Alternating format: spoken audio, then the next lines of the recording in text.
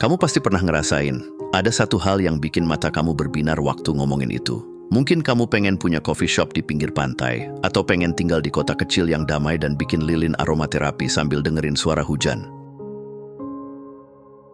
Atau mungkin sesederhana pengen bisa bangun pagi tanpa drama dan punya hari yang tenang. Apapun itu, kamu pasti punya sesuatu yang bikin hati kamu hangat. Tapi seringkali, mimpi itu cuma mampir pas lagi bengong di jam istirahat atau pas stuck di macet dan kamu mulai ngelamun soal hidup yang seharusnya.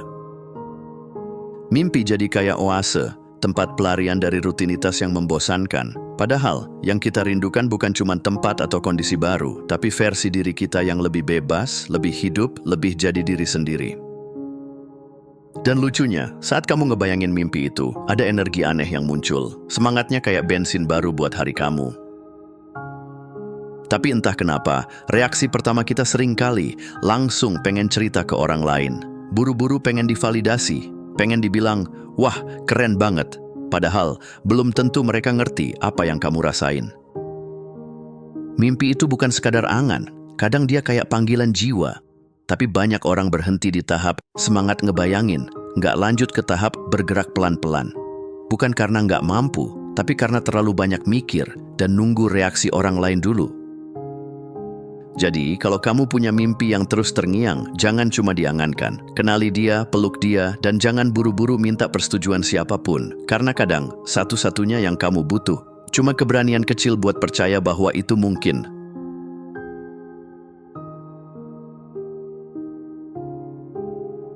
Kamu pernah nggak lagi semangat banget cerita soal mimpi kamu? Mungkin pengen bikin usaha, pindah kota, nulis buku, atau apapun itu. Terus reaksi orang yang kamu ajak ngobrol malah datar? Atau lebih parah, mereka malah langsung nyerocos. Yakin? Ntar kalau gagal gimana? Sakitnya tuh kayak nyiram air ke api unggun yang baru aja nyala. Bukan karena mereka jahat atau nggak sayang. Justru karena mereka peduli, makanya mereka takut kamu kecewa. Tapi, tetap aja rasanya pahit.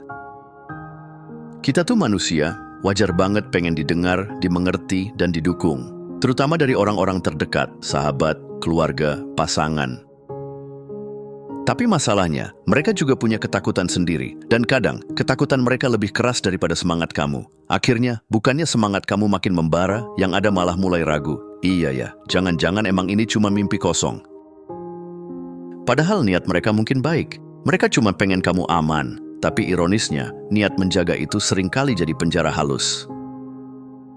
Kamu mulai mikir 2 kali buat melangkah, bukan karena kamu nggak mau, tapi karena kamu udah keburu dibanjiri ketakutan yang bukan milikmu. Yang perlu kamu ingat, semangat kamu itu berharga. Jangan biarkan dia dipadamkan cuma karena orang lain belum bisa lihat yang kamu lihat. Apalagi kalau mereka belum pernah ada di jalan yang kamu tuju. Kadang, kamu nggak butuh banyak pendapat. Cukup satu suara di dalam diri yang bilang, ayo, jalan aja dulu. Karena impian kamu itu nggak perlu disetujui semua orang. Cukup kamu sendiri yang percaya, dan cukup berani untuk tetap nyalain apinya. Bahkan kalau dunia nyuruh kamu matikan.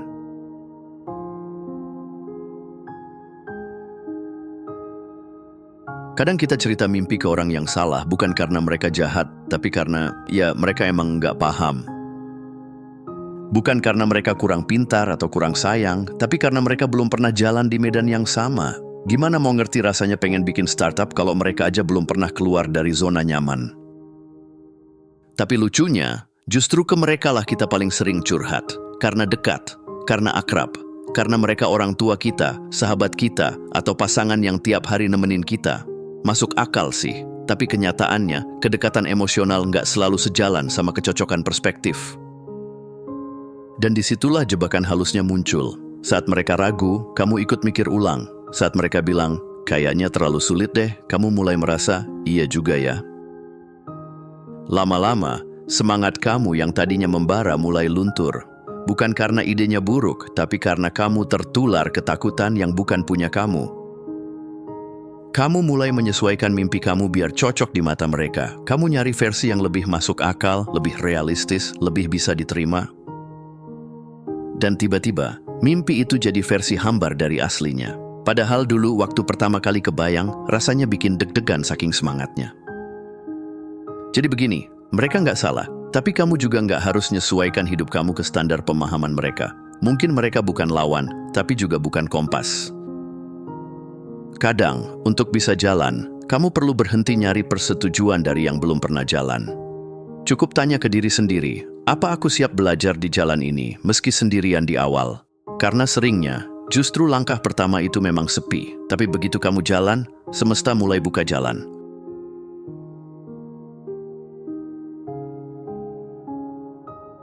Aneh ya, kenapa kita sering merasa harus minta izin dulu buat punya mimpi? Seolah-olah sebelum berani melangkah, kita perlu seseorang yang nunjuk dan bilang, ya kamu bisa kok. Padahal, nggak ada form pengajuan impian yang harus disetujui. Nggak ada stempel dari keluarga, sahabat, atau internet yang bikin mimpi kamu sah. Tapi entah kenapa, banyak mimpi mati muda karena nunggu validasi yang nggak pernah datang. Kadang yang kamu butuh itu bukan nasihat panjang lebar, bukan juga perhitungan risiko ala konsultan, tapi cukup satu bisikan, gas, kamu bisa kok. Kayak keponakan kamu yang mungkin pernah kamu anggap biasa aja, tapi tiba-tiba keterima di Akademi Pemadam Kebakaran dan sekarang jadi orang yang dia banggakan sendiri. Bukan karena dia minta izin ke semua orang, tapi karena dia cukup yakin dan cukup nekat buat nyoba. Dan lucunya, semakin kamu percaya, semakin semesta ikut bantuin. Tapi kalau kamu nunggu semua orang setuju dulu sebelum mulai, bisa-bisa kamu nggak pernah jalan. Nggak semua orang akan ngerti visi kamu. Bahkan kadang, kamu sendiri pun belum ngerti sepenuhnya. Tapi itu nggak apa-apa. Mimpi itu kayak puzzle, nggak harus langsung utuh. Yang penting kamu mulai nyusun dari satu kepingan. Jadi kalau kamu ngerasa terjebak antara ingin dan izin, ingat ini. Mimpi itu bukan rapat umum pemegang saham. Kamu nggak perlu suara mayoritas. Kamu cuma butuh satu orang yang percaya, yaitu kamu sendiri. Karena kadang, yang paling kita tunggu-tunggu bukan persetujuan orang lain, tapi keberanian untuk menyetujui diri sendiri.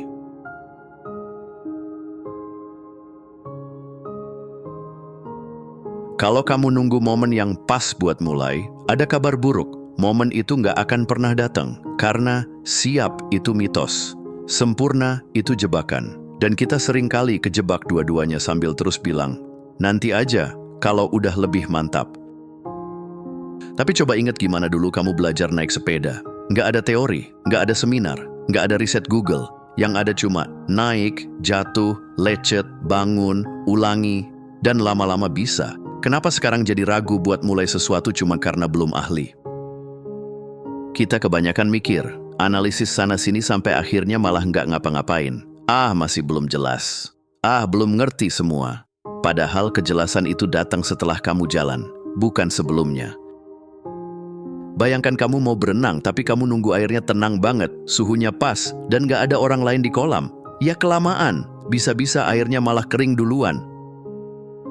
Setiap langkah kecil itu bukan cuma progres, itu kemenangan. Karena setiap kali kamu mulai, kamu mengalahkan satu musuh besar, yaitu rasa takut. Dan setiap kali kamu nyoba, kamu jadi satu langkah lebih dekat sama versi kamu yang berani. Jadi mulai aja. Nggak harus keren, nggak harus tahu semuanya, nggak usah nunggu panggung besar. Mulai dari pojokan kecil di hidup kamu, mulai dari 1 jam sehari, mulai dari 1 lembar kertas, 1 ide, 1 hal. Karena kalau kamu terus nunggu sampai kamu siap, bisa jadi kamu nggak akan pernah benar-benar hidup. Dan bukankah itu lebih menakutkan daripada gagal?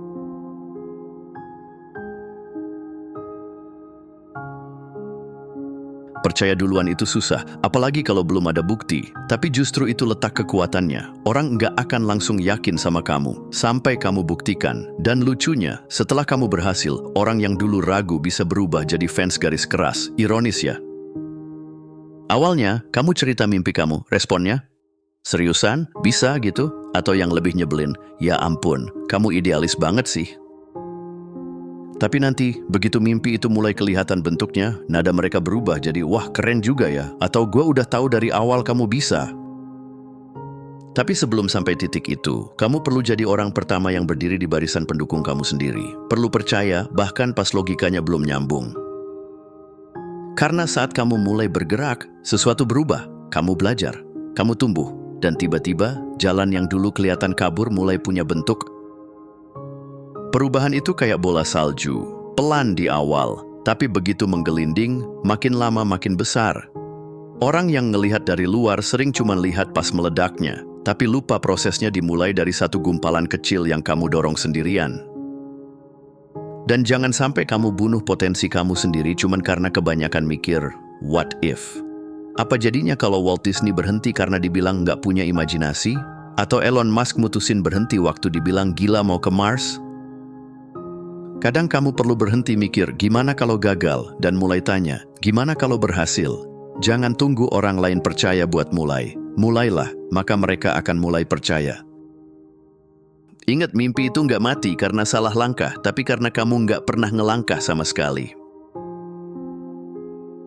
Terima kasih sudah menonton. Jangan lupa untuk klik tombol like, subscribe, dan tinggalkan jejak di kolom komentar.